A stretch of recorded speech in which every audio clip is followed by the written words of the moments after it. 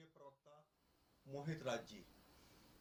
मोहित राज जी, आपका हमारे स्टूडियो में बहुत बहुत स्वागत है। बहुत बहुत धन्यवाद आपका। आज मैं आपसे कुछ प्रश्न जानना चाह रहा हूँ, पूछना चाह रहा हूँ, ताकि अपनी जनता को मैं अवगत करा सकूँ। जी शायद हमारे प्रश्न जो हैं आपको कड़वे लगे, लेकिन जनता को हर सच्चाई से रूबरू कराना हमारा कार्य है। नहीं नहीं, बिल्कुल आप लोकतंत्र के चौथे स्तंभ है, आपको पूरी स्वतंत्रता है प्रश्न पूछने की। आप कुछ मेरा पहला प्रश्न, जी आप एक्टर हैं, प्रोड्यूसर हैं, या फिर राष्ट्रीय प्रवक्ता हैं ब्राह्मण महासभा के? देखिए, आपका प्रश्न बहुत अच्छा है कि आप एक्टर हैं, प्रोड्यूसर हैं या राष्ट्रीय प्रवक्ता हैं, हिंदू समाज के हैं। तो मैं ये कहना चाहूंगा कि जितनी भी बातें आपने बोली, इन सभी का एक कॉम्बिनेशन हूं मैं। अगर मैं राष्ट्रीय प्रवक्ता हूं तो कहीं ना कहीं फिल्म इंडस्ट्री में, चाहे डायरेक्शन का क्षेत्र हो, चाहे एक्टिंग का क्षेत्र हो, राष्ट्रवाद की नीतियों को मैं उतारने का प्रयास करूंगा। जैसे खास करके अगर मैं डायरेक्टर हूं तो मैं पर्दे पर उसी अपने विचारधारा को दिखाऊंगा।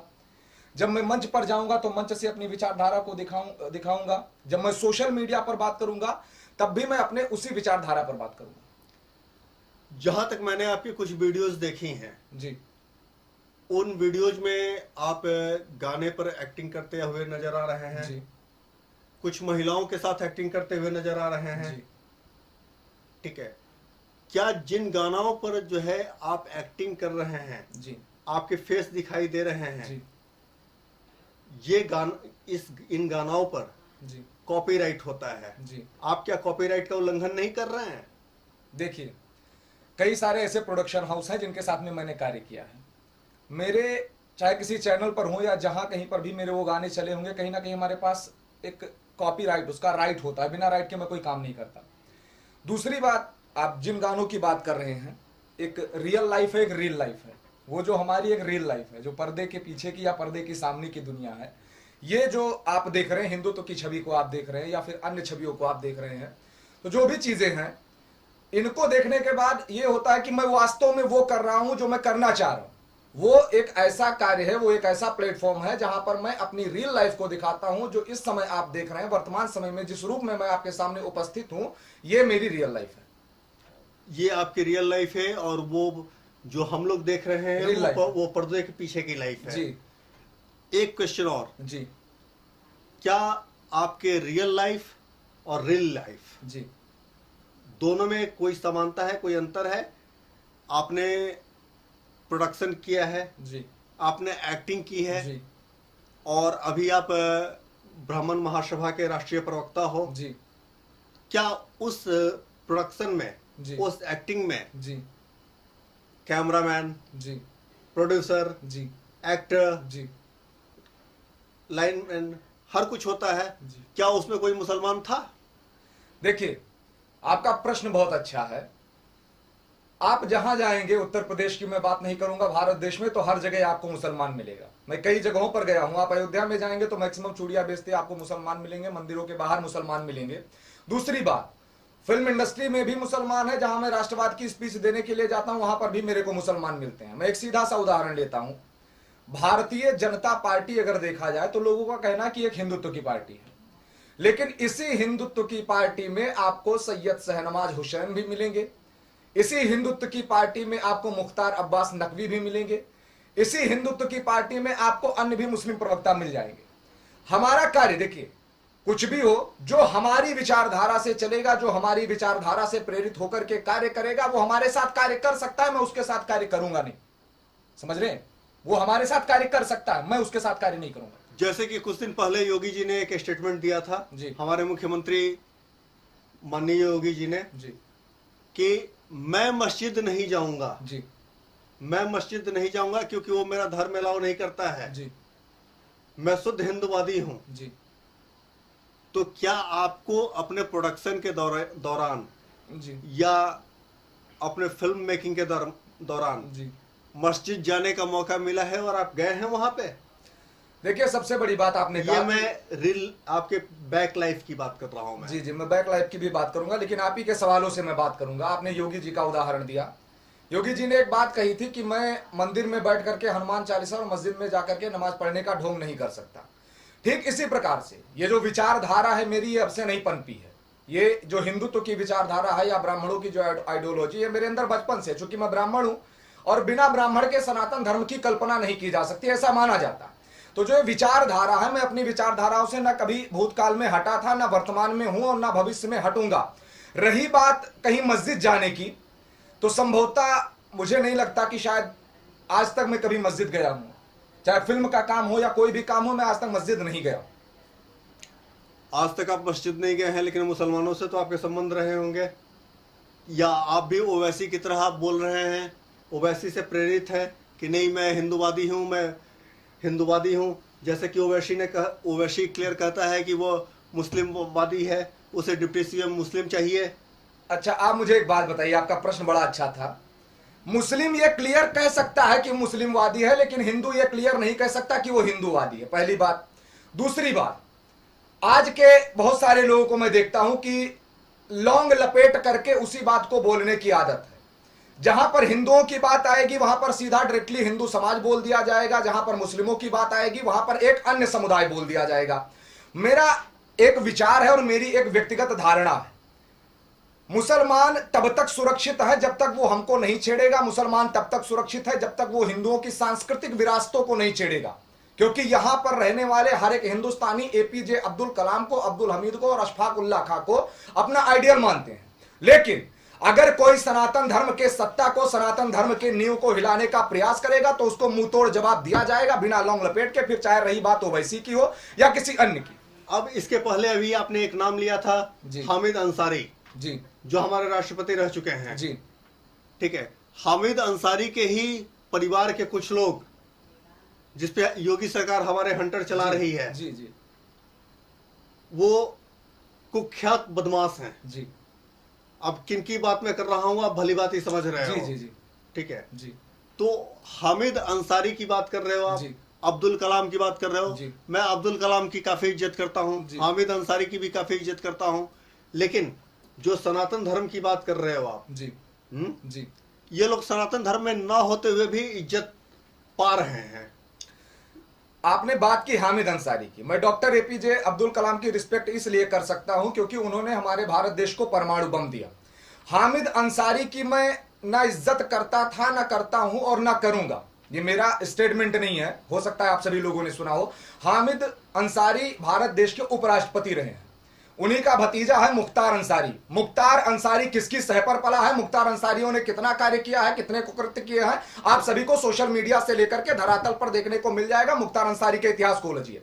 मैं आज भी कहता हूं सीधी तरीके से, मैंने बहुत जगह पर ऑब्जर्व किया, आपने प्रश्न किया तो मैं बता दूं, यह सत्ता, शासन, पुलिस प्रशासन, नेता, मंत्री, विधायक, कानून, संविधान, अनुच्छेद, अनुकरण, कहीं ना कहीं अगर देखा जाए तो पूरी तरीके से हर जगह पर हिंदुत्व का, हर जगह पर सनातन का और हर जगह पर सनातन की विचारधाराओं का अभी तक दोहन हो रहा है। ये कुछ लोगों के अंदर जो खलबली मची है, जो हलचल मची है, सिर्फ 2014 के बाद में मची है। मैं आज भी कहता हूं, सुनिए, हम विरोध एपीजे अब्दुल कलाम का, अब्दुल हमीद का, अशफाक उल्लाह खां का और रहीम और रसखान का नहीं करेंगे, लेकिन अगर कोई Osama bin Laden, Ajmal Kasab, Afzal Guru और याकूब मेमन की नीतियों पर चलेगा तो मुंह तोड़ जवाब देने का प्रयास किया जाएगा, बिना लौंग लपेट के। हमारे हिंदू धर्म के ही कुछ लोग थे जी और हैं जी, कुछ जाने माने वकील जी, जिन्होंने सुप्रीम कोर्ट में फांसी की याचिका, एक आतंकवादी के फांसी की याचिका रोक लगवाने के लिए हाँ, 3 बजे जो है जी, खुलवाया था, जी, सुप्रीम कोर्ट के दरवाजे खुलवाए थे। जी, जी।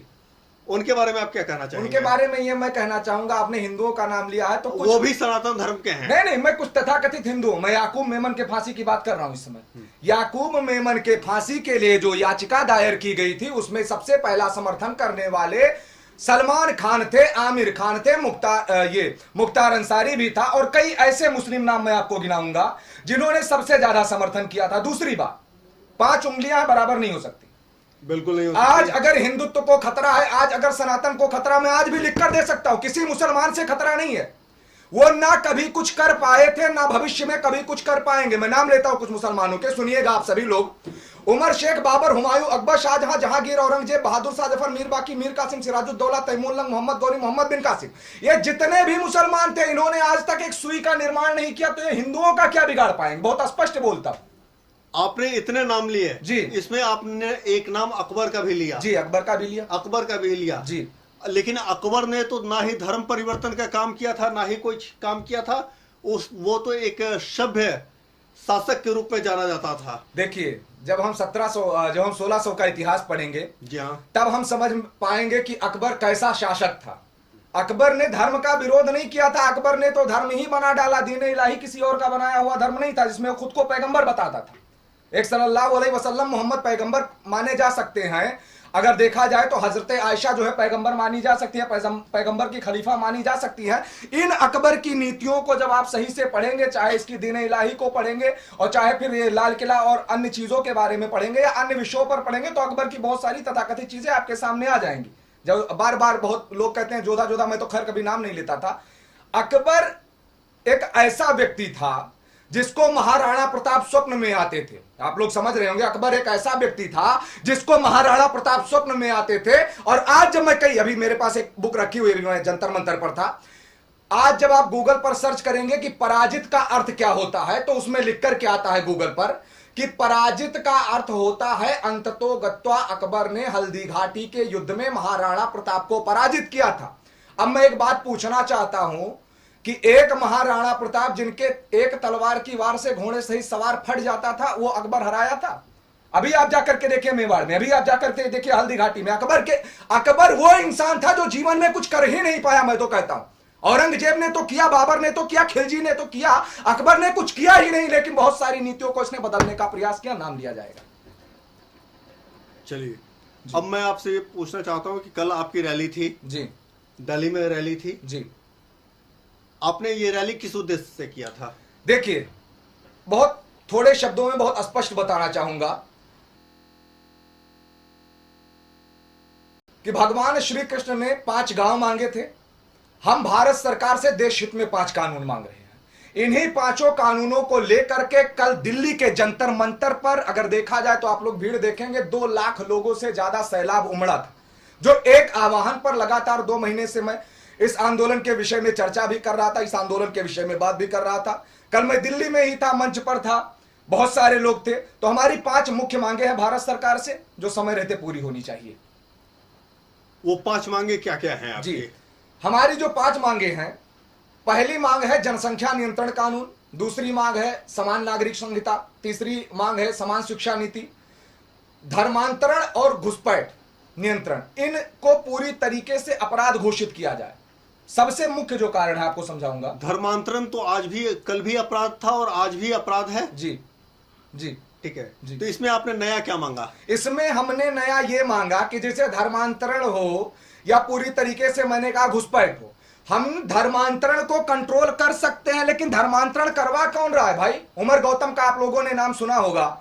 कोई पाकिस्तान, बलूचिस्तान, तजाकिस्तान, उत्तरी कोरिया, सऊदी अरब, फ्रांस, रूस, जापान, चीन, ब्रिटेन, मिस्र, इजिप्ट, रसिया, इजराइल से हवाला के माध्यम से फंडिंग भेजी जाती है और हमारे भारत देश में पूर्णतया धर्मांतरण कराया जाता है। उन धर्मांतरण कराने वालों को आप पकड़िए ना, उनको अपराधी घोषित कीजिए ना। उसके विषय में आप बताइए। एक क्वेश्चन और जी, आपने कुछ दिन पहले सोशल मीडिया में काफी ट्रेंड हुआ था जी, कि आपने न्याय की गुहार जी, और अपने लिए सुरक्षा की गुहार योगी सरकार से मांगी है। जी, तो क्या आपका एजेंडा यह है कि इस एजेंडे को लेकर, जी, हिंदुत्व के एजेंडे को लेकर जी, भाजपा में शामिल हुआ जाए, आरएसएस में शामिल हुआ जाए, या भाजपा की किसी भी इकाई में शामिल होकर आप पॉलिटिक्स में आना चाहते हैं? देखिए, बहुत सारे लोग मेरे से यह कहते हैं कि हिंदुत्व के विषय में बोलने लगो तो क्या आप भाजपाई हैं? उनको बहुत स्पष्ट तरीके से बता देना चाहता हूं कि भाजपा से हिंदुत्व नहीं है, हिंदुत्व से भाजपा है। भाजपा पहले नहीं थी, भाजपा पहले बहुमत में नहीं थी, तब क्या हिंदुत्व नहीं था? सीधी सी बात, स्पष्ट सी बात, भाजपा हिंदुत्व से है, ना कि हिंदुत्व भाजपा से है। रही दूसरी बात पॉलिटिक्स में आने की, तो मैं आज भी चैलेंज करके कहता हूं आपके माध्यम से, चाहे जो भी चैनल हो, एबी स्टार न्यूज कोई छोटा मोटा चैनल नहीं है, सोशल मीडिया से लेकर के धरातल तक बड़ा चैनल है। आप मुझे कभी आजीवन चुनाव लड़ते नहीं देखेंगे। मेरा एक लक्ष्य है बस, सनातन धर्म की नींव को मजबूत रखना पूरी तरीके से। दूसरी बात ये, अगर भाजपा सनातन धर्म के हित के लिए कार्य करेगी तो मैं भाजपा का समर्थन करूंगा। अगर कांग्रेस, मैं कहता हूं कांग्रेस करे ये कार्य, अगर कांग्रेस कर लेती तो भाजपा आज बहुमत में ही नहीं आती। जो सनातन धर्म के हित की बात करेगा, अगर 100% हिंदू टैक्स देगा, अगर 100% हिंदू आपको बहुमत में लाएगा, तो 100% हिंदू आपका बहुमत गिरा भी सकता है। जो हमारे हिंदू हित की बात करेगा वही उत्तर प्रदेश से लेकर के भारत तक राज करेगा। अब आप मुझे एक बात बताइए ओवैसी जी। ओवैसी यहाँ पर चुनाव नहीं लड़ रहा है, हाँ लेकिन ओवैसी ने 100 कैंडिडेट खड़े करने का ऐलान किया है। हाँ हाँ। क्या उनकी उसकी नीतियों पर वो भी जो है हिंदूवाद के खिलाफ सख्त बोलता है, कड़े लफ्जों में बोलता है, हिंदुओं को गाली देता है, और वैसे ही आप भी जो है मुसलमानों को गाली दे रहे हैं, मुसलमानों के बारे में बोल रहे हैं। तो क्या आप ओवैसी की नीतियों से प्रभावित होकर ऐसा बोल रहे हैं? अब आपको मैं बताता हूं, ओवैसी कोई इतने बड़े इंसान नहीं है जिनकी नीतियों से मैं प्रभावित होऊंगा। पहली बात, ओवैसी सर लंबे समय से सांसद रहा है जी और सांसद है जी, वो निजाम खानदान का है जी ठीक है। ओवैसी जी। कोई छोटी मोटी हस्ती नहीं है, जी जी जी। लेकिन वो हमारे उत्तर प्रदेश में कदम रख रहा है, इलेक्शन लड़ रहा है यहाँ 100 सीटों पे। जी। तो वो किसको फायदा पहुंचाने के लिए कर रहा है? या वो खुद को फायदा पहुंचाने के लिए कर रहा है, कांग्रेस को फायदा पहुंचाने के लिए कर रहा है, या फिर किसको फायदा पहुंचाने के लिए कर रहा है? और दूसरी बात, जैसे ओवैसी के तेवर हैं वैसे ही तेवर आपके हैं, तो आपको और ओवैसी में, आप में और ओवैसी में अंतर क्यों माना जाए? अंतर इसलिए माना जाए, मैं उनको मुसलमान अपना देवता मान सकते हैं, मुसलमान अपना खलीफा मान सकते हैं, कुछ तथाकथित नेता लोग अपना आइडियल मान सकते हैं। अगर मोहित राज को अपना आइडियल मानना होगा तो मोहित राज के आइडियल पंडित चंद्रशेखर आजाद होंगे, मोहित राज के आइडियल महाराणा प्रताप, वीर शिवाजी, वीर उधम सिंह और झांसी की रानी लक्ष्मीबाई होंगी, ना कि असदुद्दीन ओवैसी। मेरी नजर में असदुद्दीन ओवैसी कुछ नहीं हो सकता। पॉलिटिक्स की नजर में वो एक सांसद हो सकता है, मीडिया की नजर में एक टीआरपी हो सकता है, लोगों की नजर में एक बहुत बड़ा पॉलिटिशियन हो सकता है। मेरी नजर में ओवैसी एक ऐसा मुसलमान है। अभी आपने मेरे से प्रश्न किया था कि वो हिंदुओं के विरोध में बोलता है। बिल्कुल, ओवैसी हिंदुओं के विरोध में नहीं बोलता, ओवैसी मुसलमानों के पक्ष में बोलता है। वो विरोध में नहीं बोलता, वो मुस्लिमों के पक्ष में बोलता है, जैसे मैं हिंदुओं के पक्ष में बोल रहा हूं। और रही बात मुसलमानों को गाली देने की, आज तक सोशल मीडिया से धरातल तक मेरी हजारों वीडियो हैं, लाखों की संख्या में लोग जुड़े हैं। मैंने आज तक कभी अपशब्दों का प्रयोग नहीं किया, लेकिन शब्द रूपी बाण से आपके हृदय पर तब तक आघात करता रहूंगा जब तक आप हमारे धर्म को छेड़ने का प्रयास करेंगे। सनातन धर्म से आपका क्या मतलब है? सनातन धर्म से हमारा मतलब यह है कि जो हमें सत्य की ओर ले जाने के लिए प्रेरित करे साएव सनातन, जो वसुधैव कुटुंबकम की बात करे साएव सनातन, जो सर्वे भवन्तु सुखिनः की बात करे साएव सनातन। सनातन धर्म की महिमा और सनातन धर्म का परिचय ही आदिकाल से आता है। जिस इस्लाम की, जिस ईसाइयत की और जिस बौद्धिस्ट की लोग आज तालियां पीटते हैं, लोग आज ढिंढोरा पीटते हैं, इनकी औकात बिसात मात्र 1500 साल पुरानी है, 1600 साल पुरानी है। मैं आपकी इस बात से सहमत हूं जी, लेकिन आप मुझे ये बताएं कि सनातन धर्म हमारा काफी प्राचीन धर्म है। जी, काफी प्राचीन धर्म क्या है? जब से सृष्टि की उत्पत्ति हुई है, जी, जब से मानव आया है इस जी, दुनिया में, जी, तब से ये सनातन धर्म है। जी, ये मुस्लिम धर्म, बौद्धिस्ट धर्म, क्राइस्ट धर्म, ये सब बाद में उत्पन्न हुए हैं। जी, अब अयोध्या का विवाद जी, जो इतने वर्षों से चला आ रहा था, जी, अयोध्या का विवाद ये खत्म हुआ, वहां पर मंदिर निर्माण की अनुमति मिली। जी, बाकी मथुरा, काशी, इन लोग की तरफ आप लोग की नजरें क्यों नहीं जाती हैं? आप लोग हिंदुत्व की बात करते हैं, वो भी हिंदुत्व है, जी, जी। वहां पर आपकी नजरें क्यों नहीं जाती हैं? जी, और आप जी, उनकी जी। बात क्यों नहीं करते हैं? अगर देखिए श्रीवास्तव जी, आप बहुत अच्छे पत्रकार हैं और सवाल भी बहुत अच्छा पूछते हैं, खास करके तो आपसे कहना चाहूंगा, अगर आप देखेंगे मेरे सोशल मीडिया पर, अयोध्या तो सिर्फ एक झांकी है, काशी मथुरा अभी बाकी है। 2 साल पहले का बयान है, जब अयोध्या में राम मंदिर नहीं बनी थी, नोट रखा है। पहली बात। दूसरी बात आप सुनिए, अयोध्या में मैंने कहा ना कि मुगलों ने एक सुई नहीं बनानी, मुगलों ने एक सुई नहीं बनाई। इन्होंने क्या किया? सिर्फ हिंदुओं के सांस्कृतिक विरासतों को नष्ट करने का प्रयास किया। इन्होंने नालंदा जलाई, इन्होंने तक्षशिला जलाई, इन्होंने काशी में जाकर के ज्ञानवापी बनाई, इन्होंने जाकर के मथुरा में भगवान श्री कृष्ण के जन्मस्थली पर जाकर के इन्होंने मस्जिद बनाई। और यही औरंगजेब आकर के मीर बाकी के साथ में मिलकर के बाबरी मस्जिद का निर्माण करता है, जिसको कर सेवकों ने ढहाया है। और कुछ लोगों का प्रश्न था, अभी आज भी किसी का फोन आया था मेरे पास कि भैया अयोध्या में राम मंदिर बनेगी, तो हमने कहा भैया अयोध्या में नहीं तो कहा इस्लामाबाद पाकिस्तान में बनेगी, आप मुझे जवाब दीजिए। तो देखिए, अयोध्या तो सिर्फ एक झांकी है, काशी मथुरा अभी बाकी है, अयोध्या पूरी तरीके से बन रहा है। समय रहते आप देख लीजिए, मथुरा भी बनेगा, काशी भी बनेगा। चलिए, मथुरा भी बनेगा, काशी भी बनेगा, मैं आपकी बात मान लेता हूँ जी, लेकिन मैं आपसे एक बात और जानना चाहता हूँ कि हमारे देश का एक अजूबा, विश्व का अजूबा ताजमहल है, जिसको कहा जाता है कि वो पहले शिव मंदिर था। हाँ, और आज वो ताजमहल के रूप में जो है फेमस है। हाँ। आप लोगों ने ताजमहल पर उंगली क्यों नहीं उठाई? देखिए, इस स्टेटमेंट का भी आपको जवाब देता हूं। आप अभी 2 महीना पहले जाकर के मेरा वो सर्च करेंगे तो आपको दिखेगा। अभी मैं कुछ आर्कोलॉजिस्ट से मिला था जब मैं पुरातत्व विभाग की खोज कर रहा था कि कितने ऐसे हमारे सांस्कृतिक इमारतें थी, कितनी ऐसी सांस्कृतिक विरासतें थी जिनको मुगलों ने नष्ट किया। तो मैंने कई सारी किताबें पढ़ी, तो उसमें लिखा था, एक किताब थी जिसका नाम था तेजो महालय, जिसको आप शिव मंदिर कहते हैं। ये एक पूरी तरीके से प्राचीन शिव मंदिर है जहां पर सनातन धर्म के संस्कृति के बहुत सारे अवशेष मिलते हैं, पहली बात। दूसरी बात आप जानिए, सनातन धर्म का प्रतीक है ये, भगवा सनातन धर्म का प्रतीक है, लाल कलर सनातन धर्म का प्रतीक है। कोई मुसलमान और कोई अकबर, कोई शाहजहां, कोई जहांगीर लाल किला नहीं बनवाएगा और कोई मुसलमान वहां पर जाकर के तेजो महालय का निर्माण नहीं करवाएगा। त्रिशूल मिलेंगे, ऐसे ऐसे चित्र मिलेंगे, पुरातत्व विभाग पहुंचे तो फिर से मूर्तियां निकलेंगी, खोदो। नहीं, फिर से मूर्तियां निकलेगी, खोदो। आपने इसकी मांग क्यों नहीं रखी? अरे मांग तो हम कब से कर रहे हैं। देखिए मांग, देखिए हम सरकार में नहीं है, हम धरना कर। आपने काशी मथुरा की बात की जी, लेकिन आपने आगरा की बात क्यों नहीं की? नहीं, देखिए एक होता नहीं है कि हमें कार्य करना है। एक कहते हैं ना कि एक जो जीना होता है, जीने की 12 सीढ़ियां होती हैं, एक पे पांव रख करके 7वें पे रखोगे तो एक से नीचे आओगे, एक चढ़ोगे तो छत पर पहुंच जाओगे। तो अब इस हिंदू समाज को हमें छत तक ले जाना है, एक सीढ़ी चढ़ करके हिंदुत्व के समाज को मजबूत बनाना है। आप देखते रहिए। आपकी संस्था में कितने लोग जुड़े हुए हैं? हमारी संस्था में अगर देखा जाए, आप ब्राह्मण महासभा की बात कर रहे हैं कि हिंदू समाज की बात कर रहे हैं या राष्ट्रवाद की बात कर रहे हैं? मैं आपके ब्राह्मण महासभा की बात कर रहा हूं। हमारा जो ब्राह्मण महासभा संगठन है ये 21 राज्यों में है। और आपकी जानकारी के लिए बताना चाहूंगा, अभी 15 दिन पहले हम लोगों ने दौरा किया था।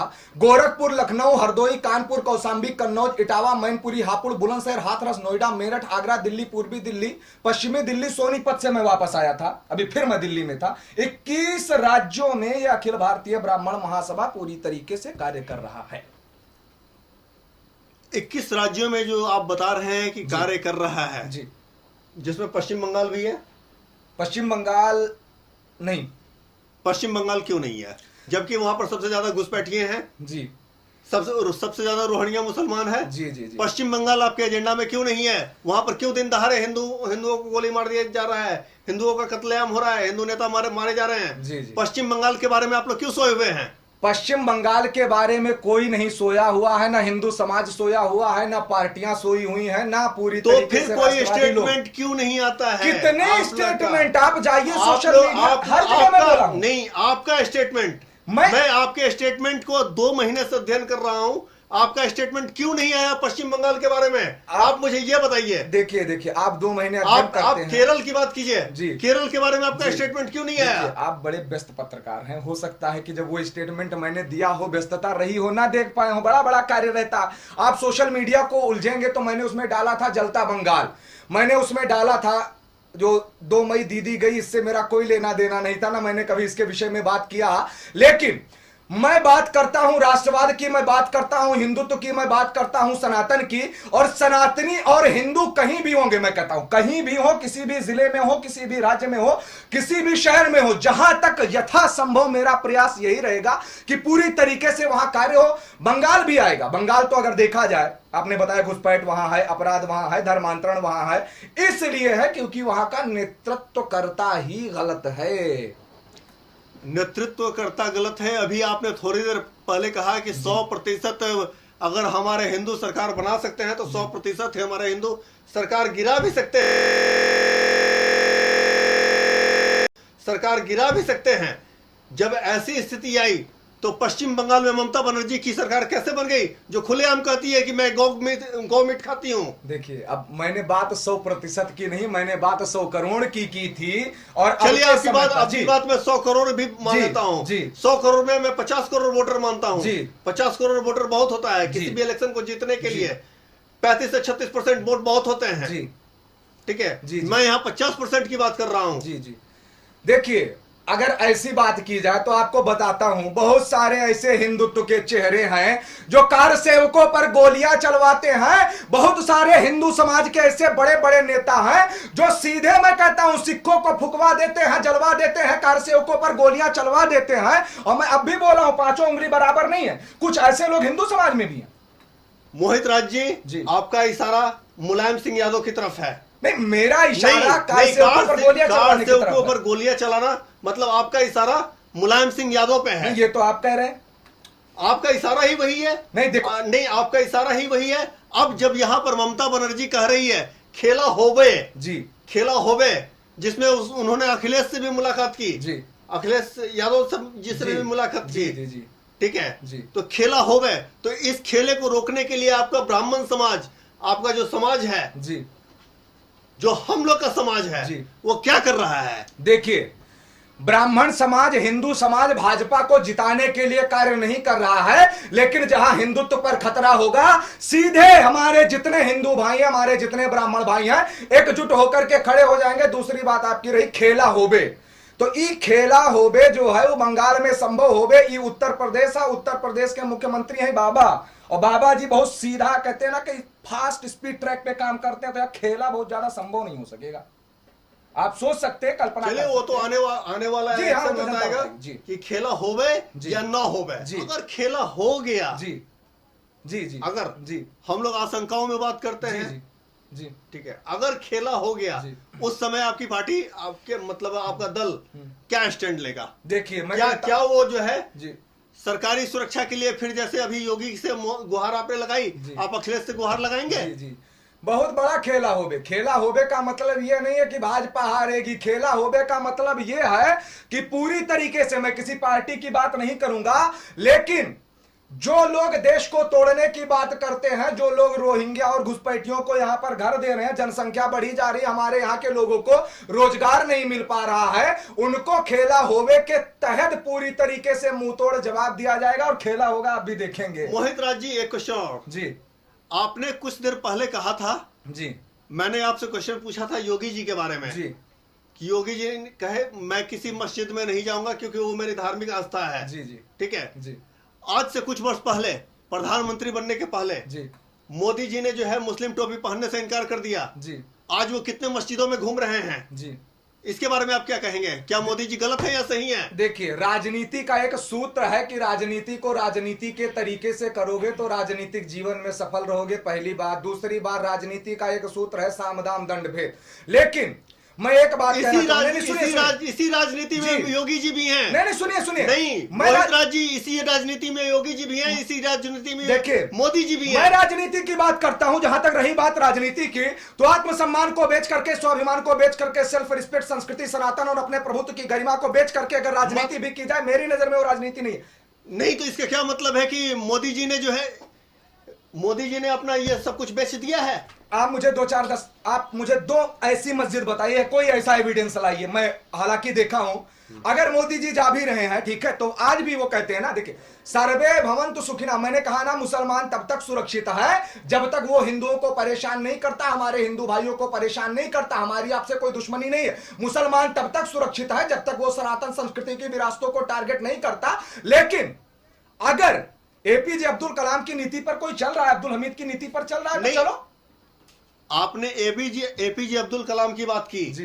एपीजे अब्दुल कलाम की आप इज्जत इसलिए कर रहे हैं जी। कि उन्होंने हमें परमाणु बम दिया। जी। क्या वो परमाणु बम नहीं देते तो आप उनकी इज्जत नहीं करते? नहीं, देखिए, ऐसी बात नहीं कि हम उनकी इज्जत नहीं करते, लेकिन हम आज उनको उस पोस्ट पर नहीं रखते, या जो हमारे दिल में एक सम्मान है, हमारा सम्मान। देखिए, मैंने कहा ना कि मैं मानने वाला जो हूं, एपीजे अब्दुल कलाम को मानता हूं। मैं उमर शेख, बाबर, हुमायूं, अकबर को मैं नहीं मानता। मैं Osama bin Laden, Ajmal Kasab को नहीं मानता। मैं हामिद अंसारी को नहीं मानता। मैं मुख्तार अब्बास नकवी, सैयद शहनवाज हुसैन को नहीं मानता, भले वो भाजपा के प्रवक्ता हूं। जो देश के हित में कार्य करेगा, रहीम रसखान की लिखी किताबें हम आज भी पढ़ते हैं। ये नहीं कहते इसे मुसलमान ने लिखा था। आज भी जब हम एपीजे अब्दुल कलाम की बात आती है तो हम ये नहीं कहते कि एपीजे अब्दुल कलाम थे, हम ये कहते हैं कि वो एक ऐसे भारतवासी थे जिन्होंने हमारे भारत देश के लिए कार्य किया है। उनका सम्मान हो रहा है, उनका सम्मान होगा। लेकिन उपराष्ट्रपति हामिद अंसारी जी भी थे जी, ठीक है जी। क्या आप उनका सम्मान नहीं करते हैं? अरे, जिसको हमारे भारत देश में खतरा है उसका हम क्या सम्मान करेंगे भाई? आप देखिए, सुनिए, मैंने कहा पाकिस्तान से किसी को खतरा नहीं, बर्मा से किसी को खतरा नहीं, रूस से किसी को खतरा नहीं, चीन से किसी को खतरा नहीं। आमिर खान को, हामिद अंसारी को देश में भय लग रहा है। जहां पर आप राष्ट्रपति उपराष्ट्रपति रहे, वहां पर आपको भय लग रहा है भारत देश में। छोड़ने की बात कर रहे, कहां से घंटा इज्जत करें? मैं नहीं कर सकता, लोग कर सकते हैं, पूरी तरीके से स्पष्ट शब्दों में। सुनने में ये भी आया है कि आपको अलग अलग जगह से धमकियां मिली हैं जी। कि आपको कमलेश तिवारी की तरह मार दिया जाएगा, काट दिया जाएगा। जी। इसके बारे में आपने क्या पुलिस से कंप्लेंट की? जी।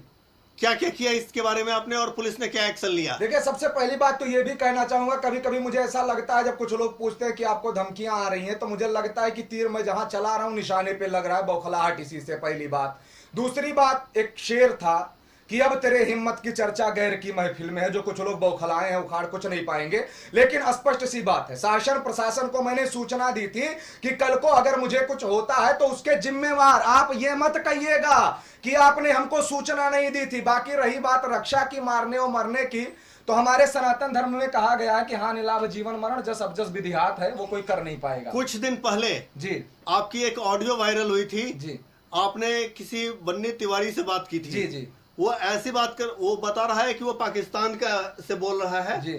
लेकिन वो स्क्रिप्ट ऐसा था हाँ। जैसे उसे पढ़वाया जा रहा है वो स्क्रिप्ट, तो और उसी लैंग्वेज में उसने आपसे बात की भी थी। हाँ। और जिसका कोड 0120 आ रहा था। हाँ। गाजियाबाद का कोड। तो आप लोग रिसर्च नहीं करवाइए ना। नहीं, 10120 के बारे में आ रहा था। जी, जी, जी। लेकिन इस शब्द का जो व्याख्यान है जी आपने पुलिस कंप्लेंट में नहीं की है, जी। न्याय की गुहार में नहीं की है। जी। तो क्या आप राष्ट्र मतलब खुद को प्रचारित करने के लिए जी जी जी इन सब हथकंडों का सहारा ले रहे हैं? आप अभी देखेंगे, अभी 3 दिन पहले की एक वीडियो है, तकरीबन 83 लाख लोगों ने देखा है। Social media is a best platform for this time, लेकिन मैंने उसको प्रमोशन का साधन नहीं बनाया, पहली बात। दूसरी बात, उसने मेरे को गोली मारने की बात कही थी। आपने प्रमोशन का साधन नहीं बनाया तो यूट्यूब को आपने मोनेटाइज क्यों किया? मैं आज कहता हूं, लिख के देता हूं, सुशांत सिंह राजपूत की हत्या हुई, तकरीबन मैंने 10 वीडियो बनाई और 10 वीडियो पर कुछ नहीं, आप जाकर के देखेंगे 2 करोड़ से ज्यादा व्यूज है। मेरे फेसबुक पेज पर आज 1.5 लाख फॉलोवर होंगे। यूट्यूब चैनल पर मेरे कई सारे पेज चल, एक भी जगह पर कहीं मैंने मोनेटाइजेशन नहीं ऑन किया है। आप अभी भी मेरा फोन लेकर के चेक कर सकते हैं, पहली बात। दूसरी बात आप सुन लीजिए बहुत स्पष्ट शब्दों में, जो गोली मारने की बात कर रहे थे। जिस दिन, पहले तो ऐसी कोई गोली नहीं बनी, लेकिन जिस दिन कोई ऐसी इस्लामिक गोली सनातन सीने को चीर करके निकलने का प्रयास करेगी, उस दिन मेरा गिरने वाला खून जिस कलर का होगा वो रंग इस दुनिया से मिट जाएगा। लिख करके दे रहा हूं, आप नोट कर लीजिए, पहली बात। और दूसरी बात, ना कोई प्रमोशन का साधन है, ना कोई कमाने का साधन है। मैं आज भी कहीं प्रमोशन के लिए कार्य नहीं करता हूं। मैं ऐसा बोलता हूं कि उसे लोग 2 लाख शेयर करने पर और 10 लाख या 10 मिलियन देखने पर मजबूर हो जाते हैं। वो कार्य आपका। इसके लिए प्रेरणा आपको कहां से मिली? इसके लिए प्रेरणा मुझे यहां से मिली। मैं शुरुआत में फिल्म इंडस्ट्री में डायरेक्शन करता था, लेकिन ये भगवा तब भी मैं उड़ता था। मैंने सुना बहुत सारे लोगों के, आपने आइडियल की बात की, ओवैसी ओवैसी मेरी नजर में कुछ नहीं है, ना अकबरुद्दीन ओवैसी ना असदुद्दीन ओवैसी। मैंने सुना है, सुनिए किसको।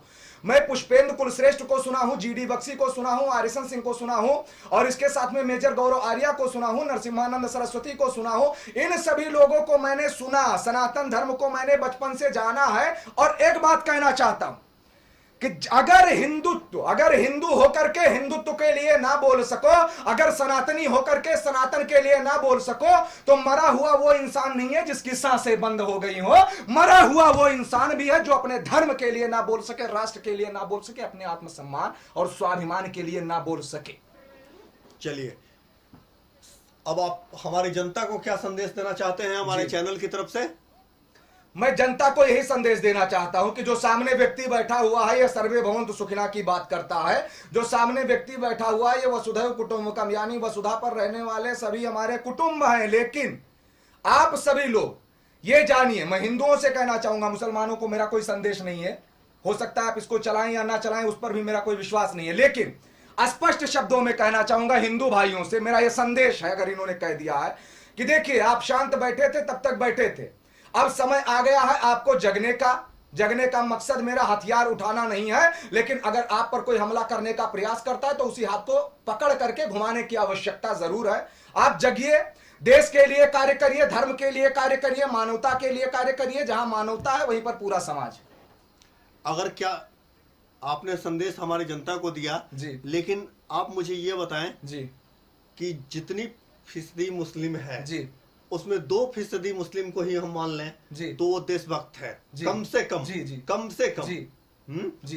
तो क्या आप उन मुस्लिमों के भी खिलाफ हैं? नहीं, हम कागज कहां मांग रहे हैं, हम किसी से देशभक्ति का सर्टिफिकेट मांग नहीं रहे, पहली बात। और जहां मैंने मानवता की बात कर दी, वो 2% मुस्लिम उसी में आ गए। मानवता जहां है वहीं पर है। सीधी सी बात, ये तो वैसे भी शांति दूत है। चलिए बहुत पत्थर बहुत फेंक करके शोर बहुत बहुत मचाते हैं। धन्यवाद जी। आपका हमारे स्टूडियो में आने बहुत में। बहुत धन्यवाद आपका, जो आपने समय निकाला और हमारी बातों को आगे तक बढ़ाया। अजय भारत आपकी बातों को हमारे अपने करोड़ों दर्शकों तक पहुंचाएगा। जी, बहुत बहुत बहुत धन्यवाद। धन्यवाद।